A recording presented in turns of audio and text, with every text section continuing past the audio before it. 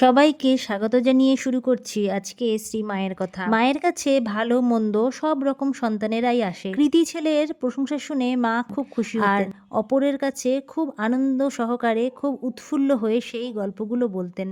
আমার ছেলে, এইভাবে মা কথাগুলো বলতেন। কিন্তু মন্দ ছেলে যারা ছিল তাদের নিন্দার কথাও মাকে শুনতে হয়।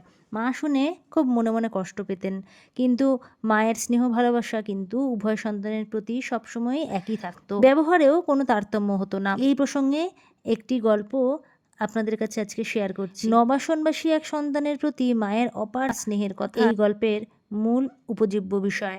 মায়ের কৃপাপ্রাপ্ত এই যুবক ভদ্র বংশজাত, শিক্ষিত এবং গুণবান, কিন্তু তার পদস্খলন হয়।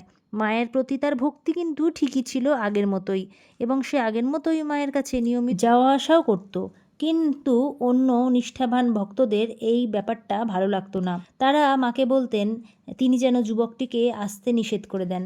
কিন্তু মা ছেলের জন্য খুব দুঃখ প্রকাশ করলেন সেই সময়। মানে মায়েরও খুব খারাপ লাগতো তার এই যে চরিত্রের পরিবর্তন। কিন্তু মা বলতেন যে বাবা, আমি মা হয়ে তাকে এসো না এই কথা বলতে পারবো না।